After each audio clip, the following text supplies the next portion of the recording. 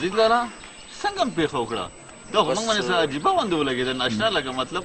د شپې چې نور راوخېږي دا څنګه راغلی تاسو بس عبدالله موږ خو راغلي وو شانګلې ته ښه جي سالار او زه راغلي وو ښه جي ښه ښه ډاکټر صاحب سره ها جي ټیک ده نو بیا وی چې یاره لاړ شو او سید الزمان لالا به ووینو سارایي صاحب به ووینو خپلواک صاحب به ووینو دا ټول ملګري به ووینو شاعران لیکوالان به ووینو نو بس ما سالار ته وی داسې ځو نو بس داسې رالو او دغه خبره وي څومره ښکلی ستاسو کلی وایم چې دلته اوسېدلی ډېره مننه ډېره مننه ډېره مننه دا ډېره ښه وکړه چې زموږ د علاقه به ووینئ او دا موږ باندې یو ډېر لوی ستاسو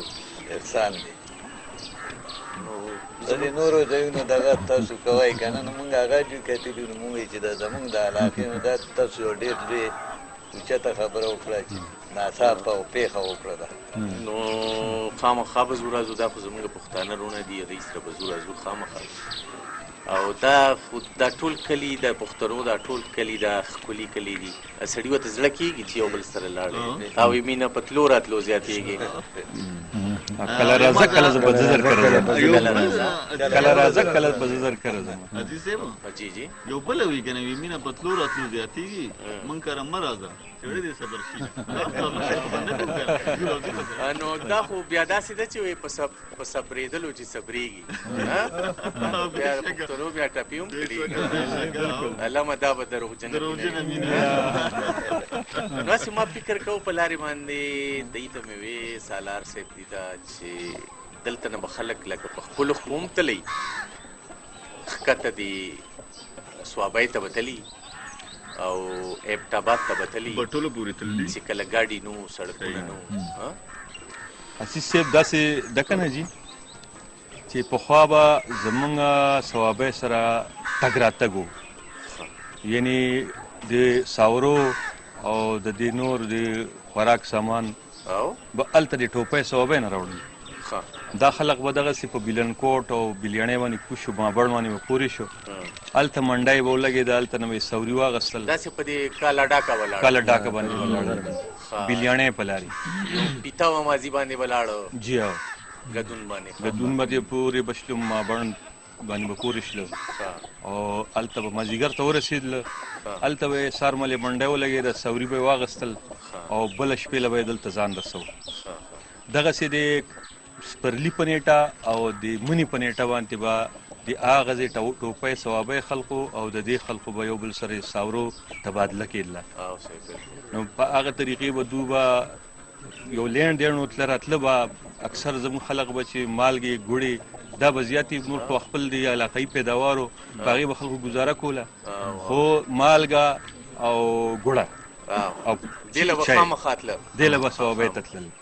هلته نه به یې راوړل دا زمونږ یو عام لار وه په دې باندې به زمونږ عام درفت و خو کله چې بیا دا سړکونه شو روډونه شو نو هغې سره زمونږ هغه یو بل نه لرې شو دا ولې دا دې سړکونو موږ یو بل نه لرې کړو په کار کې نږدې کړی وی که نه انسان جي تاسو ته پته ده چې انسان چې دی چې سهولیت راشي نو دی سست شي بیکاره شي صحیح ده بلکل کله چې دا سهولیت راغله نو موږ هم دومره جفاکش اوس خلک لکه موبایل دی بس هلو هلو یو بل ته وکړي بس اوس هغه دور دی جي او لکه یو بل لذینه چې سود وشي سود والا وشي چې یو بل لاړ شي بالکل دې هم موږ لرې کړو نو سید الزمان لالا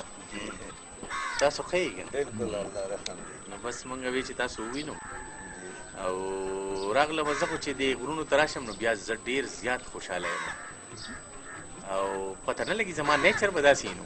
بس تاسو نیچر هم داسې دی جي او دا خو یو فطرت ته نږدې خبرې دي که نه دي چې په دنګو غرونه واورین غرونه او ټپه هم ده چې په دنګو غرونو خدای مین دی په سر یې واورې وروي په ویښ ګلونه نو دلته یا ګلونه دي یا واورې مینه ده خلوص دی مینه د موږ څخه نور هېڅ نشته جي نو خلک مینې پسې ځي که نه سارایي صاحب مینې پسې خلک ځي ډېره مننه جي تاسو راغلی دا راتله ستاسو مبارک شي ستاسو راتله موږ لپاره ډېر درانه دي زو راځو به بیا تاسو به راځئ انشاءالله جي انشاءالله دا هغه سړي کیسې بیا تازه کوو بیا تازه کوو چې ثوابۍ اصوات او نندیار او صاحب نندیار دا یو به بل سره جوخ شو بل سره نږدې شو یو بل د غم او خوشالونه خبر شو او دا د وخت ضرورت هم دی دا د وخت تاسو ضرورت کنه لالا اوس به تل راتل شروع شي اوس په خیر راځي نو خامخا به ضرورت جی عزیز لالا اوس چای تیار دی شپه خو باسي تاسو نن دلته وي شپه به کوئ اوس چای به وڅښو بیا به دې کلي کې لږ چکر ولګو صحیح دی چای به وڅښو چای ته شوق شوی دی